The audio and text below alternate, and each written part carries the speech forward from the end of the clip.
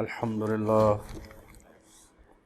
لله نحمده ونستعينه ونستغفره ونؤمن به ونتوكل عليه ونعوذ بالله من شرور أنفسنا ومن سيئات أعمالنا من يهده الله فلا مضل له ومن يضلله فلا هادي له وأشهد أن لا إله إلا الله وحده لا شريك له وأشهد أن محمدا عبده ورسوله صلى الله عليه وآله وسلم. أعوذ بالله من الشيطان الرجيم. بسم الله الرحمن الرحيم. وإذ جعلنا البيت مثابة للناس وأمنا واتخذوا من مقام إبراهيم مصلى وعهدنا إلى إبراهيم وإسماعيل أن طهر بيتي للطائفين والعاكفين والركع السجود. أما بعد فإن خير الحديث كتاب الله وخير الهدي هدي محمد صلى الله عليه وآله وسلم وشر الأمور محدثاتها وكل محدثة بدعة وكل بدعة ضلالة وكل ضلالة في النار. سورہ بقرہ دوسری سورت 125 نمبر آیت. تو رمضان سے پہلے جو قرآن مجید کا ترجمہ اور تھوڑی سی تشریح کا سلسلہ جاری تھا وہ انشاءاللہ آج سے دوبارہ شروع ہو رہا ہے. اللہ پاک نے فرمایا 125 نمبر آیت میں، اور وہ وقت یاد کرو جب ہم نے کعبہ کو لوگوں کے جمع ہونے کا مقام اور امن کی جگہ مقرر کیا، اور ہم نے پہلے بھی یہی حکم دیا تھا اور اب بھی یہی حکم دے رہے ہیں کہ مقام ابراہیم کو نماز کی جگہ بناؤ. اور وہ وقت بھی یاد کرو جب ہم نے ابراہیم اور اسماعیل کو حکم دیا کہ میرے گھر کو طواف کرنے والوں، اعتکاف کرنے والوں اور رکوع اور سجدہ کرنے والوں کے لیے پاک صاف رکھو. تو یہ کعبہ شریف، اس کا ذکر پاک شروع ہوا ہے. ایک تو البیت دی ہاؤس، اس سے مراد کعبہ شریف. دوسرا ہے مثابۃ للناس. مثابہ حضرت مولانا رحمۃ اللہ علیہ فرماتے تھے کہ مثابہ کہتے ہیں بار بار لوٹ کر آنے کی جگہ، جہاں آدمی بار بار جائے، کہ کہیں وہاں سے گیا اور پھر لوٹ کر وہیں آیا، تو بار بار لوٹ کر آنے کی جگہ کو مثابہ کہتے ہیں. اور اللہ پاک نے فرمایا کہ ہم نے اس کو لوگوں کے لیے امن کی جگہ بنایا ہے. اب یہ جو ہے مقام ابراہیم، اس سے مراد کیا ہے، اور دوسرا اس کی بھی بات کرتے ہیں. اور اس سے پہلے روزانہ نئے فتنے سے واسطہ پڑتا ہے آدمی کو. ایک صاحب جو ناسا، جو امریکہ کا خلا کا ادارہ ہے، وہاں پر تھے. جو خلا باز واپس آتے ہیں خلا سے تو ان کے جسموں میں تبدیلی آ چکی ہوتی ہے. اس پر وہ کر رہے تھے تحقیق. خود بھی پی ایچ ڈی تھے، پاکستان کے ہیں، ہمارے علاقے کے ہیں. اور وہاں پر انہوں نے وہ پی ایچ ڈی کرواتے تھے. آج کل وہ آکسفورڈ میں پروفیسر ہیں. تو ان سے 2020 میں تقریباً یا 2019 کے دسمبر میں تقریباً 4 گھنٹے ملاقات ہوئی ان کے مطلب وہاں پر ہمارے علاقے سمندری میں. انہوں نے کہا کہ جو اعتراض ہے غیر مسلموں کا وہ یہ ہے کہ کعبہ کی کوئی تاریخی حیثیت ثابت نہیں ہے، پرانی کتابوں میں اس کا ذکر کوئی نہیں ہے. اور انہوں نے کہا کہ جتنے بھی ہم لوگ چیزوں کو مانتے ہیں وہ نئی تحقیقات نے ثابت کیا ہے کہ وہ چیزیں ثابت نہیں ہیں. تو یہ ان کی ملاقات سے 1 سال پہلے کی چھپی ہوئی ہے یہ تفسیر، جو حضرت مولانا رحمۃ اللہ علیہ کے جو ملفوظات تھے، جو آپ نے فرمایا تھا، اس کو بھی جمع کیا. اور ان کے جو رجحان تھا، جو وہ بات سمجھاتے تھے، اس کی روشنی میں دوسری کتابوں سے بھی چیزیں جمع کیں. تو یہ کعبہ شریف جو ہے، اس کے بارے میں کچھ معلومات جو لوگ آکسفورڈ سے بھی بڑھ کر تھے انگریز علماء، ان کی میں پڑھوں گا تاکہ جو نئے دور کے لوگ ہیں ان کو یہ تسلی ہو کہ کفر کا کام صرف آپ کو مغالطہ دینا ہے، اگر آپ مغالطے میں آ گیا تو بہت اچھی بات ہے، نہیں تو انہوں نے دانت نکال دینے، بس یہ کام ہے ان کا اور کوئی کام نہیں۔ جتنا بڑا اعتراض آپ دیکھیں قرآن مجید پر، رسول کریم علیہ السلام پر، اسلام پر، اللہ تعالیٰ کے وجود پر، جو بھی اعتراض ان کا آپ دیکھیں، اس کی حقیقت صرف یہ ہوگی کہ وہ تھرو آؤٹ آپ کو مغالطہ دینے کی کوشش کریں گے۔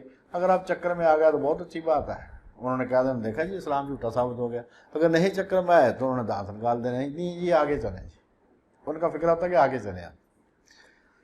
تو اللہ پاک نے جو فرمایا ہے اس میں ایک تو یہ ہے کہ مقام ابراہیم سے مراد حرم کعبہ ہے، ایک تو یہ بات ہم نے سمجھی۔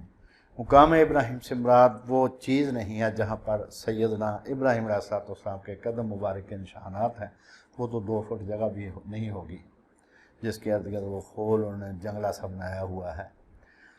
اصل میں یہاں پر لفظ آئے ہیں وَاتَّخِذُوا مِن مقام ابراہیم مصلی، ابراہیم کی رہائش کی جگہ میں سے کسی جگہ کو اپنا مصلی بنا لو، یعنی وہ جگہ جہاں پر سیدنا ابراہیم علیہ السلام کی رہائش تھی، یعنی حرم مکہ اس سے مراد ہے۔ وہ 2 فٹ جگہ میں سے کون سی چیز ہم مصلی بنائیں گے، وہاں پر تو نماز نہیں پڑھ سکتے۔ تو مقام ابراہیم سے مراد آپ کی رہائش کی جگہ، یعنی جہاں پر آپ رہتے تھے وہ ہے حرم پاک۔ تو فرمایا کہ حرم شریف میں سے کسی جگہ کو اپنا مصلی بنا لو، نماز پڑھنے کی جگہ مصلی کہتے ہیں، نماز پڑھنے کی جگہ۔ تو من لگا ہوا اس سے مطلب یہ ہے کہ اس میں سے کسی جگہ کو۔ تو مصابہ سے مراد بار بار لوٹ آنے کی جگہ ہے۔ حضرت مجاہد وغیرہ جو مفسرین پرانے ہمارے بزرگ گزرے ہیں وہ فرماتے ہیں کہ مقام ابراہیم سے مراد کل حرم ہے، اور مصلی بنانے سے مراد دعا کرنا ہے۔ اس خاص پتھر کی یہ خصوصیت نہیں ہے جس میں آپ کے قدم پاک کے نشانات ہیں، یعنی اس کے علاوہ جتنی جگہ وہ حرم پاک ہے جو آپ کی رہائش گاہ تھی، تو اس میں سے کسی جگہ میں نماز پڑھو۔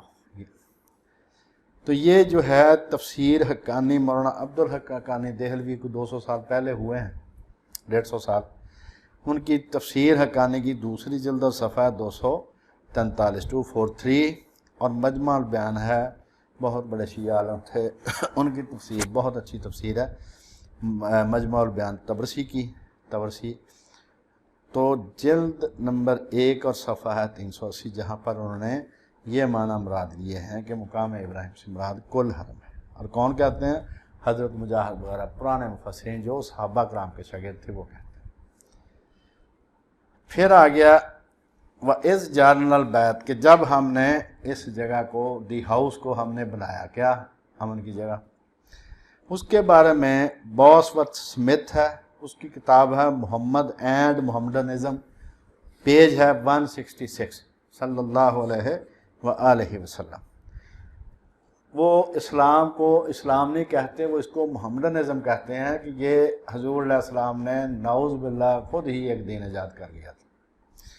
تو اس میں وہ لکھتا ہے کہ کعبہ پرانے وقتوں یعنی قبل از تاریخ سے عبادت کا چلا رہا ہے۔ یہ میں آکسفورڈ کے پروفیسر کو جواب دے رہا ہوں کہ محترم ایسی بے بنیاد نہیں ہے جی، اسلام جو ہے کوئی ایسی بے بنیاد چیز نہیں ہے جو ہم نے خود ہی گڑھ لی ہے، اگر ہوتی تو 1500 سال میں فارغ ہو چکا ہوتا ہے۔ یہ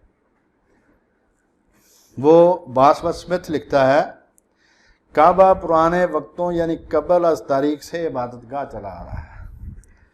یونانی تاریخ دان سیکولس 100 سال قبل مسیح میں ہمیں بتاتا ہے، یعنی آج سے 2100 سال پہلے، کہ اس وقت بھی کعبہ سب سے قدیم سمجھا جاتا، یعنی 2000 سال پہلے بھی کعبہ دنیا میں بہت سب سے قدیم سمجھا جاتا تھا، اور تمام عرب کے لوگ اس کی انتہائی عزت کرتے تھے، انتہائی تعظیم کرتے تھے۔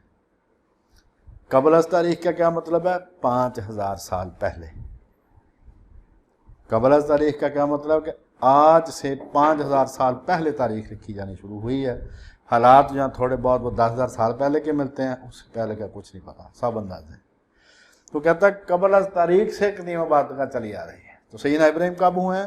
تقریباً 4500 سال پہلے۔ آگے آ گیا انسائکلوپیڈیا برٹانیکا، جلد نمبر ہے 15، صفحہ ہے 150 اور ایڈیشن ہے 11واں۔ تو یہ انسائکلوپیڈیا برٹانیکا ان کتابوں میں سے ہے، اس کی 35 جلدیں آئی تھیں، اس کے بعد یہ آن لائن ہو گیا، اب یہ چھپتا نہیں ہے۔ ہارڈ کاپی اس کی 35 جلدیں تھیں، آخری جو اس کا ایڈیشن تھا، اور اس نے مجھ سے 65,000 روپیہ مانگا تھا جو میرے پاس نہیں تھا، تو میں نے ہارڈ کاپی اس کی نہیں لی، لیکن وہ اچھا ہوا کہ اب آن لائن میں اپ ٹو ڈیٹ معلومات ہیں اس میں، اور یہ دنیا کی معتبر ترین کتابوں میں سے ہے جو انسانوں نے لکھی ہیں۔ انسائکلوپیڈیا برٹانیکا، برطانیہ کی کمپنی نے یہ چھاپا ہے، اور اس کے جو مقالہ جات ہوتے ہیں، مضمون ہوتے ہیں، اس کو مقالہ کہتے ہیں، آرٹیکل کہتے ہیں، اور کوئی بھی انسائکلوپیڈیا اس کا آرٹیکل جس موضوع پر لکھوانا ہو، اس کا جو سب سے بڑا ماہر دنیا میں ہوتا ہے اس کو دیا جاتا ہے کہ آپ اس پر لکھیں، یا ایک سے زیادہ علماء کو دیا جاتا ہے۔ تو انسائکلوپیڈیا برٹانیکا جلد نمبر 15، صفحہ 150، اس میں وہ لکھتے ہیں کہ تمام موقعوں پر محمد سے بہت پہلے ہم مکہ میں 2 خصوصیات پاتے ہیں صلی اللہ علیہ وآلہ وسلم۔ نمبر 1 خصوصیت تھی مکہ کی اس کا تجارتی مرکز ہونا، اور وہ بزرگ فرما رہے تھے مجھے، وہ پروفیسر صاحب، کہ مکہ تو تجارتی مرکز ہی نہیں تھا، اور یہ نوم چومسکی کا شاگرد ہے، یہ آپ ذہن میں رکھنا وہ آدمی، اور اس کا انتہائی عزت ہے، وہ احترام سے نام لے رہا تھا۔ تو حضرت کہتے تھے کہ اس کا تو تجارتی مرکز ہونا ہی ثابت نہیں ہے۔ انسائکلوپیڈیا برٹانیکا کیا لکھ رہا ہے کہ مکہ کی 2 خصوصیات رسول اللہ سے بہت پہلے سے مشہور ہے، چلی آ رہی ہیں پرانی۔ کیا؟ ایک یہ کہ وہ تجارتی مرکز تھا، دوسرا وہاں پر ایک مقدس مقام ہے جس کو حرم گھیرے ہوئے ہے، یعنی کعبہ شریف، اور حرم جو ہے اس کی کو گول دائرے میں نہیں ہے، وہ سیدنا ابراہیم علیہ السلام کو حضرت جبریل علیہ السلام نے جہاں جہاں بتایا تھا وہاں وہاں وہ پرانے پتھر رکھے تھے، انہی جگہوں پر دوبارہ رسول کریم کے ساتھ مل کے حضرت جبریل نے وہ پتھر دوبارہ رکھوائے تھے۔ ایک طرف سے 7.5 کلومیٹر ہے حرم، اور 2 طرف سے 22.5 کلومیٹر ہے، باقی اس سے کم ہے۔ مطلب ایک طرف کو 22.5 کلومیٹر حرم ہے، ایک طرف مسجد عائشہ 7.5 کلومیٹر کعبہ سے، تو باقی جو ہے وہ کوئی 19 کلومیٹر کتنا کلومیٹر، مطلب گول دائرے میں حرم نہیں ہے۔ اس حرم کی خصوصیت یہ ہے کہ اس میں جو بھی نماز پڑھے گا، چاہے وہ نفل ہو چاہے وہ فرض ہو، اس کو 1,00,000 گنا ثواب ملے گا۔ پورے حرم میں جہاں بھی نماز پڑھے گا، کوئی ضروری نہیں صحن کعبہ میں جا کے پڑھے، جہاں بھی پورے حرم میں نماز پڑھے گا اس کو 1,00,000 نماز کا ثواب ملے گا۔ کعبہ شریف میں جاتے ہیں صرف طواف کے لیے، لہذا جو آدمی 1,00,000 نماز کا ثواب لینا چاہتا ہے، وہ جہاں جس بلڈنگ میں ٹھہرا ہوا ہے، بشرطے کہ وہ حرم کے اندر ہو، وہ وہی نماز پڑھ لے، اپنے محلے کی مسجد میں نماز پڑھ لے، اس کو 1,00,000 نماز ہی کا ثواب ملے گا۔ اور رسول اللہ سوائے طواف کرنے کے کعبہ میں نہیں گئے تھے، آپ نے صرف طواف کیا تھا، اس کے بعد کعبہ میں نہیں گیا۔ اس سنت کو اگر آپ اپنا لیں تو دنیا کے ہر آدمی کو جو وہاں پر جاتا ہے اس کو بڑی آسانی سے وہاں پر نماز بھی مل جائے گی، طواف بھی مل جائے گا، حج رسول کو بھی چوم سکتا ہے۔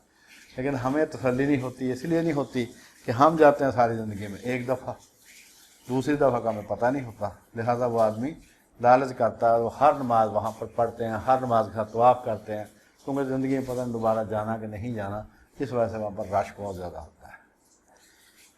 تو یہ جو کہتا ہے کہ اس کو وہاں پر ایک مقدس مقام ہے جس کی بہت مراعات ہیں، یعنی جس کو بڑے حقوق حاصل ہیں، پریولیج ہے جس کا، استحقاق ہے جس کا، اور اس کو حرم گھیرے ہوئے۔ یہ کون لکھ رہا ہے؟ انسائکلوپیڈیا برٹانیکا کا مقالہ نگار۔ تو اس سے پتہ چلا کہ یہ کل کی بات نہیں ہے کہ ایک جیسے یہ بکواس کرتے ہیں کہ جی بت خانہ تھا جس کو مسلمانوں نے خام خواہ بنا لیا اپنا مقدس مقام، یہ تو ایک بت خانہ تھا، یہ خدا کا گھر تھا جو بعد میں لوگوں کی بیوقوفی کی وجہ سے وہاں پر بت رکھ دیے گئے تھے۔ آگے فرمایا وَاحِدْنَا إِلَىٰ ابراہیم و اسماعیل۔ یہ عیسائی حضرات کہتے ہیں کہ برکت صرف حضرت اسحاق علیہ السلام کو ملی ہے، حضرت ابراہیم علیہ السلام کی جو دعا تھی برکت کی، یا اللہ نے جو برکت دی تھی، وہ حضرت اسماعیل کو نہیں ملی۔ سیدنا اسماعیل جو تھے اس وقت پیدا ہوئے تھے جب سیدنا ابراہیم علیہ السلام کی عمر 86 برس تھی، یہ بڑے بیٹے تھے، اور جب آپ کی عمر 100 برس کی ہوئی ہے تب سیدنا اسحاق علیہ السلام پیدا ہوئے، جس کو اذحاق کہا جاتا ہے عبرانی میں۔ جب حضرت ابراہیم کو اللہ پاک نے خواب میں ذبح کرنے کا حکم دیا، سیدنا ابراہیم نے اپنا خواب سچا کر دکھایا، پھر اللہ نے اس کے بدلے میں فدیہ دے دیا اور اس انعام میں فرمایا کہ ہم تجھے ایک لڑکے کی خوشخبری دیتے ہیں جو علم والا ہوگا۔ وہ تھے سیدنا اسحاق علیہ السلام۔ اب تورات کی جو پہلی کتاب پیدائش ہے اس میں ان دونوں بزرگوں کے بارے میں کیا لکھا ہے، کیونکہ انہوں نے تو وہ حضرت اسحاق کی اولاد ہیں، لہٰذا انہوں نے ان کا ہی کہنا جی انہی کو صرف برکت ملی تھی، حضرت اسماعیل کو تو برکت ہی نہیں ملی تھی۔ اور ابراہیم نے خدا سے کہا کاش اسماعیل ہی تیرے حضور جیتا رہے، یعنی اللہ نے جب حضرت اسحاق کی خوشخبری دی جو 100 سال کی عمر ملی تھی اور حضرت اسماعیل ان سے 14 سال بڑے تھے، تو فرمایا اللہ پاک نے کہ تجھے ہم ایک بیٹا اور دیں گے۔ تو حضرت ابراہیم نے کیا کہا کاش اسماعیل ہی تیرے حضور جیتا رہے۔ تب خدا نے فرمایا بے شک تیری بیوی سارہ کے تجھ سے بیٹا ہوگا تو تو اس کا نام اذحاق رکھنا، اور میں اس سے اور پھر اس کی اولاد سے جو اپنا عہد ہے، ابدی عہد ہے، باندھوں گا، اور اسماعیل کے حق میں بھی میں نے تیری دعا سنی۔ اس کا مطلب ان کو بھی برکت عطا ہوئی۔ دیکھ میں اسے برکت دوں گا اور اسے برومند کروں گا، برومند پروگریسو، بڑھانا، اس کو ترقی دینا، اور اس سے بہت بڑھاؤں گا، اور اس سے 12 سردار پیدا ہوں گے اور اس کو بڑی قوم بناؤں گا۔ یہ ہے سید اسماعیل علیہ السلام۔ جب حضرت سارہ کے کہنے کی تھی تو اللہ تعالیٰ کی پہلے سے اسکیم تھی کہ اس کو کعبہ بنانا ہے، اس جگہ کو آباد کرنا ہے، حرم بنانا ہے، تو حضرت سارہ نے ناراض ہو کر کہا کہ ہاجرہ اس کے بیٹے کو وہاں پر بیابان میں کہیں چھوڑے۔ تو حضرت ابراہیم لے کے آ گئے، وہاں چھوڑ کے چلے گئے۔ تو جو اسلامی لٹریچر اس کے مطابق جب وہ چھوڑ کے جا رہے تھے تو پیچھے سے حضرت ہاجرہ نے، اصل میں ان کا نام ہے ہاجر، ہماری بولی میں ہاجرہ کہتے ہیں، اصل میں ہاجر، HAGAR، ہاجر۔ تو انہوں نے پیچھے سے پوچھا کہ ابراہیم کسی اپنی ناراضگی کی وجہ سے چھوڑ کے جا رہا ہے یا اللہ کا حکم ہے؟ تو وہ بول نہیں سکے، ساری عمر کے بعد 86 سال کی عمر میں ایک بچہ ملا اور حکموں کے اس کو بھی یہاں پر چھوڑ دو، تو بول نہیں سکے، انسان ہے نا۔ تو انہوں نے صرف اتنا اشارہ کیا تھا کہ اللہ کے حکم سے۔ تو پھر سیدہ نے فرمایا کہ اگر اللہ کے حکم سے آپ ہمیں اجاڑ میں چھوڑ کے جا رہے ہیں تو اللہ ہمیں ضائع نہیں کرے گا۔ تو جب وہ پانی ختم ہو گیا، پھر وہ وہاں پر ان کو لٹا کے پانی ڈھونڈنے لگی جو صفا مروہ کے چکر ہیں۔ تو اس کے بارے میں تورات میں لکھا باب ہے 21واں اور آیت ہے 17 تا 21۔ اور خدا نے اس لڑکے کی آواز سنی، وہ رو رہا تھا بچہ پیاس سے، اور خدا کے فرشتہ نے آسمان سے ہاجرہ کو پکارا، اس سے کہا اے ہاجرہ تجھ کو کیا ہوا ہے، مت ڈر، کیونکہ خدا نے اس جگہ سے جہاں لڑکا پڑا ہوا ہے اس کی آواز سن لی ہے۔ اٹھ اور لڑکے کو اٹھا اور اپنے ہاتھ سے سنبھال، کیونکہ میں اس کو ایک بڑی قوم بناؤں گا۔ پھر خدا نے اس کی آنکھیں کھولی اور انہوں نے پانی کا ایک کنواں دیکھا اور جا کر مشک کو پانی سے بھر لیا، لڑکے کو بلایا اور خدا اس لڑکے کے ساتھ تھا۔ ان اللہ معنا، جیسے قرآن مجید میں ہوتا ہے، اور خدا اس لڑکے کے ساتھ تھا اور وہ بڑا ہوا اور بیابان میں رہنے لگا اور تیر انداز بنا، اور وہ فاران کے بیابان میں رہتا تھا۔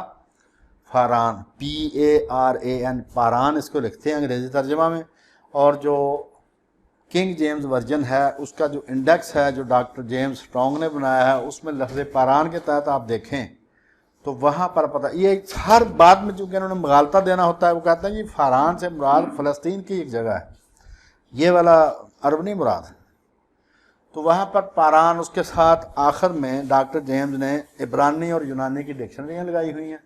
یہاں پر سے آپ نمبر دیکھیں پاران کے تحت، اس نمبر کو اس ڈکشنری میں دیکھیں تو اس میں لکھا ہوا ہے اے ڈیزرٹ آف عربیہ، اور وہ لکھنے والا کون ہے؟ ڈاکٹر جیمز اسٹرانگ، امریکی تھا، اور 150 سال پہلے اس نے تقریباً یہ لکھا ہے، اور اس نے بحث کا خاتمہ کر دیا۔ اور اب یہ کہ چہرہ دیکھنے والے ہوتے ہیں جب ہم کو وہ ڈاکٹر جیمز اسٹرانگ کا وہ انڈیکس سامنے رکھتے ہیں، ہر بات میں جھوٹ، ہر بات میں مغالطہ، صرف یہی کام ہے اور کچھ نہیں، یہی کام آتا ہے ان کو۔ اور وہ فاران کے بیابان میں جاتا ہے۔ فاران کیا ہے؟ پاران انگریزی میں، یہ ڈیزرٹ آف عربیہ، عرب کا ایک صحرا۔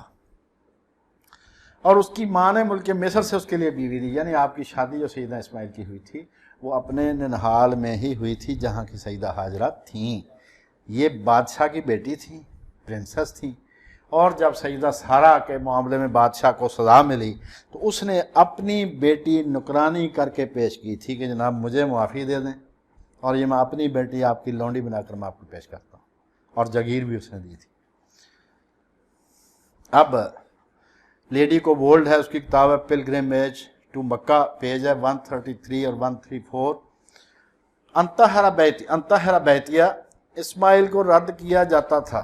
یہ جو یہودی ہیں حضرت اسماعیل کو رد کرتے ہیں، کہتے ہیں یہ لونڈی کا بیٹا، اس کو کون سی برکت مل سکتی ہے، میں اپنے پاس سے سارا کچھ بنا لینا۔ یہ پوری کہانی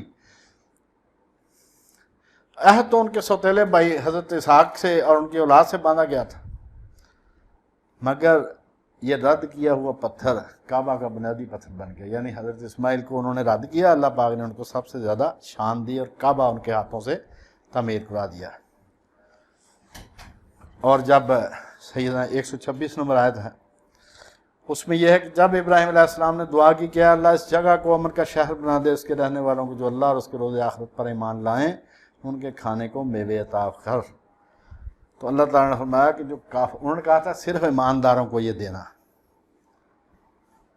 دو نعمتیں مانگی ہیں، سب سے پہلے امن مانگا، یہ ہر نعمت کی جڑ، امن ہوگا تو کاروبار چلے گا، کام چلیں گے، لوگوں کو روٹی ملے گی۔ تو سیدنا ابراہیم نے پہلے جو دعا فرمائی اس میں سب سے پہلا فکرہ جو فرمایا کہ اس جگہ کو امن عطا فرما۔ ہم دعا کرتے ہیں یا اللہ ہمیں، ہمارے ملک کو اور پوری دنیا کو امن عطا فرما۔ امن ہوگا تو ہر چیز ملے گی، امن نہیں ہوگا تو کوئی چیز بھی اس کا کوئی نہ اول تو ملے گی نہیں، ملے گی بھی تو بے سوادی ہوگی۔ تو سیدنا ابراہیم نے دعا کی کہ اللہ تو اس جگہ کو امن کا شہر بنا، اور اس کے رہنے والوں کو جو اللہ اور روز آخرت پر ایمان لائیں ان کے کھانے کو میوے عطا کر۔ تو اللہ نے انہوں نے کہا تھا صرف مومنین کو رزق دینا، اللہ پاک نے کہا نہیں، جو کافر ہوگا میں اس کو بھی دوں گا، اور پھر اس کو دوزخ کا عذاب بھگتنے کے لیے وہاں پر میں لے جاؤں گا، اور وہ بہت بری جگہ ہے۔ تو سورہ آل عمران تیسری سورت کی 97 نمبر آیت ہے، اور سورہ عنکبوت 29 نمبر سورت کی 67 نمبر آیت ہے۔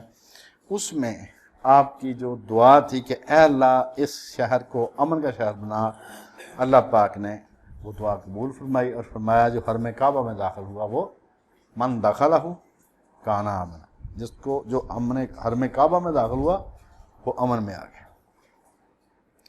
اب یہ جو ہے کہ اور جب 127 نمبر آتا ہے، اور جب ابراہیم اور اسماعیل بیت اللہ کی بنیادیں اونچی کر رہے تھے اور دعا کر رہے تھے کہ اے اللہ ہم سے یہ خدمت قبول فرما۔ اب دیکھیں دنیا کی سب سے بڑی نیکی کر رہے ہیں، دنیا کے سب سے بڑے نیکوں کا سردار سیدنا ابراہیم علیہ السلام اور سیدنا اسماعیل علیہ السلام کعبے کی دیواریں اونچی کر رہے ہیں۔ تو کیا دعا کر رہے ہیں؟ ربنا تقبل منا انک انت السمیع العلیم وتوب علینا انک انت التواب الرحیم۔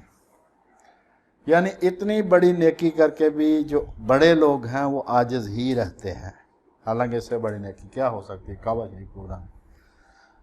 تو ابن کثیر اپنی کتاب البدایہ والنہایہ جلد نمبر 1 اور صفحہ 163 اور جلد نمبر 2 ہے صفحہ 299۔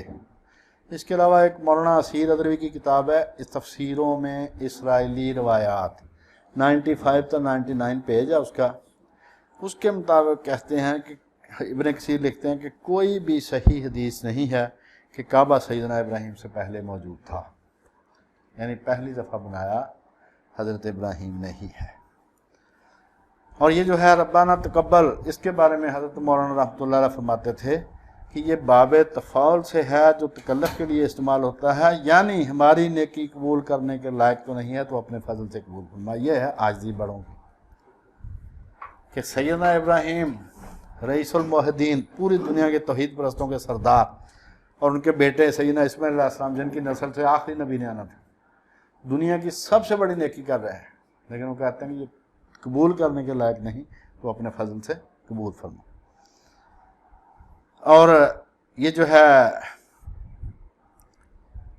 میور رسول اللہ کا دشمن، اسلام کا دشمن، ادھر لیفٹنٹ گورنر تھا انڈیا میں، لائف آف محمد اس کی کتاب ہے، اس میں وہ لکھتا ہے کہ روایت کعبہ کو حج کا مرکز ہونے کا بہت قدیم زمانہ بتاتی ہے، کہ روایت سے، ٹریڈیشن سے یہ معلوم ہوتا ہے کہ کعبہ دنیا میں بہت پرانے دور کی امانت ہے، یہ نہیں کہ مسلمانوں نے 1500 سال پہلے خود ہی بنا کے تو بت خانے کو کعبہ بنا لیا ہے۔ اور سیدنا اسماعیل کا جو مرتبہ ہے، اس سے پہلے سیل ایک آدمی فرانسیسی تھا، اس نے مقدمہ اس کا ترجمہ قرآن اس نے کیا تھا، اس کا صفحہ 182 اس میں کہتا ہے کہ کعبہ مکہ کی عبادت گاہ اور عربوں کے لیے مقام عزت بہت قدیم دور اور رسول اللہ سے صدیوں پہلے سے تھا۔ اور سیدنا اسماعیل کا کیا مقام ہے اصل میں؟ باقی تو یہودی وہ جو مرضی کہتے رہے ہیں، اور پاکستانی عیسائی جو ہیں نہ انہوں نے پڑھنا ہوتا ہے نہ لکھنا ہوتا ہے، پاس سے اپنے وہ گپیں سناتے رہتے ہیں۔ تو جیوش انسائکلوپیڈیا والیوم 6 ہے، پیج ہے 468، اس میں وہ کہتے ہیں کہ سیدنا اسماعیل کا مرتبہ یہ ہے کہ جس نے ان کو خواب میں دیکھا اس کی دعا قبول ہوگی۔ یہ تو کہتے ہیں رد کیے ہوتے ہیں، وہ جن کے بہانے سے یہ کہتے ہیں رد کیے ہوتے ہیں، وہ کہتے ہیں کہ جس نے ان کو دیکھ لیا نا خواب میں اس کی دعا قبول ہوگی۔ اور سیدنا اسماعیل کی جو والدہ محترمہ سیدہ ہاجر، اصل میں لفظ ہے حاجر، ہم کہتے ہیں حاجرہ، جیوش انسائکلوپیڈیا والیوم 6 ہے، پیج ہے 138، اس میں ان کے بارے میں کیا لکھا ہوا ہے؟ لونڈی نہیں تھی، وہ بادشاہ کی بیٹی تھی، شہزادی تھی، ہاجر دی پرنسس۔ کہتے ہیں کہ سیدنا، یہ یہودی لکھ رہے ہیں انسائکلوپیڈیا میں، سیدنا اسماعیل علیہ السلام، اور یہ انسائکلوپیڈیا آج کل جو اس کا ملتا ہے وہ 680 پی ایچ ڈی حضرات کے مقالے ہیں اس میں، اور جو پہلا جو ایڈیشن تھا اس میں 480 پی ایچ ڈی نے لکھے تھے۔ اور پی ایچ ڈی سے مراد یہ نہیں کہ سائنس کا، جغرافیہ کا پی ایچ ڈی، ان کے دین کے پی ایچ ڈی۔ اس کا آرٹیکل ہے کہ سیدنا اسماعیل کی والدہ مائدہ سیدہ ہاجر علیہ السلام شہزادی اور وقت کے حکمران فرعون مصر کی بیٹی تھی، وہ پاکیزگی اور خوبیوں کا مجسمہ تھی۔ ان کے بارے میں یہودی یہ اعتراف کرتے ہیں کہ وہ سیدنا ابراہیم کے دور میں پائے جانے تقویٰ کی بلند مرتبہ مثال ہے۔ وہ خدا کے فرشتہ کو دیکھ کر ذرا بھی خوف زدہ ہیں۔ ان کے لیے یہ بھی تعریف کی جاتی ہے کہ سیدنا ابراہیم علیہ السلام نے انہیں دور بھیج دیا، اس کے باوجود انہوں نے ان کی شادی برقرار رکھی۔ سیدہ ہاجرہ نے یہ نہیں کہا مجھے طلاق دے دو، انہوں نے شادی کو برقرار رکھا۔ اور لفظ ہاجرہ کا معنی ہے شائستہ یا آراستہ کی گئی، اڈورنڈ ون، جس کو بہت بنایا سنوارا گیا ہو، شائستہ انتہائی ایٹیکیٹس والی، کیونکہ وہ پارسائی اور نیک اعمال سے آراستہ کی گئی۔ یہودی لکھ رہے ہیں یہ۔ اور سیدہ سارہ کی وفات کے بعد حضرت اسحاق اور حضرت ہاجرہ کے پاس گئے کہ اب میری ماں آپ ہیں تو اب آپ اس گھر میں واپس آ جائیں، اور ان کو اپنے ساتھ لے گئے۔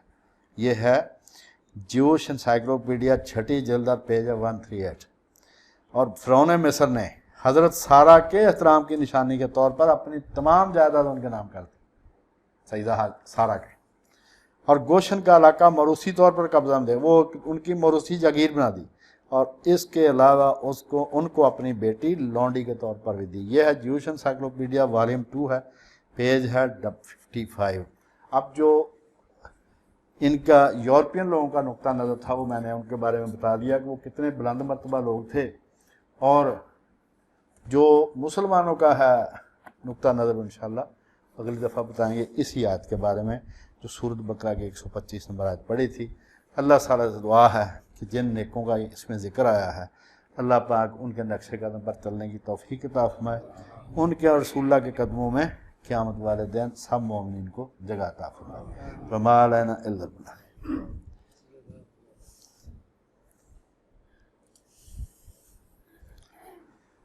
الحمدللہ رب العالمین والصلاة والسلام علی رسولہ الکریم، لا الہ الا انت سبحانک انی کنت من الظالمین۔ اللہم صلی علی سیدنا محمد وعلی آل سیدنا محمد صلاة تنجینا بها من جمیع الاحوال والآفات وتقضی لنا بها جمیع الحاجات وتطہرنا بها من جمیع السیئات وترفعنا بها عندک اعلی الدرجات وتبلغنا بها اقصى الغایات من جمیع الخیرات فی الحیات و بعد الممات۔ سبحان ربک رب العزت عما یصفون وسلام علی المرسلین والحمد للہ رب العالمین۔